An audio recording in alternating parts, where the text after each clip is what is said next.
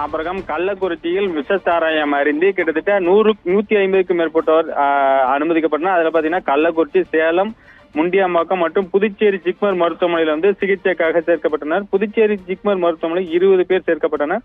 அதில் 19ஆம் தேதியே 3 பேர் உயிரிழந்த நிலையில் மீதம் மறுநாள் 2 நாள் கழித்து ஒருவர், நேற்று முன்தினம் ஒருவரும், நேற்று ஒருவர் இறந்திருக்காங்க. இன்றைக்கு வந்து ஒருத்தர் இறந்திருக்காங்க. மொத்தம் 7 நபர்கள் வந்து புதுச்சேரி ஜிப்மர் மருத்துவமனைக்கு இறந்திருக்காங்க.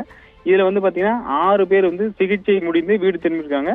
மீதம் உள்ள 7 பேர் வந்து சிகிச்சை அளிக்கப்பட்டு வருகிறது. அவர்களுக்கு வந்து சிகிச்சையில் வந்து முன்னேற்றம் ஏற்பட்டுள்ளதாக ஜிப்மர் நிர்வாகம் தெரிவிச்சிருக்காங்க. கிட்டத்தட்ட பாத்தீங்கன்னா இது கள்ளக்குறிச்சி விசேஷாராயம் சம்பந்தமாக 65 பேர் இது வரைக்கும் உயிரிழந்திருக்காங்க. இது சம்பந்தமாக புதிய ஜிப்மர் நிர்வாகம் வந்து இப்போ 7 பேருக்கு மட்டும்தான் சிகிச்சை அளிக்கப்பட்டு வருகிறது. இந்த 7 பேரும் நல்ல நிலைமை, நல்ல முன்னேற்றம் ஏற்பட்டுள்ளதாக ஜிப்மர் நிர்வாகம் தெரிவித்திருக்கிறது. ஆபிரகாம்,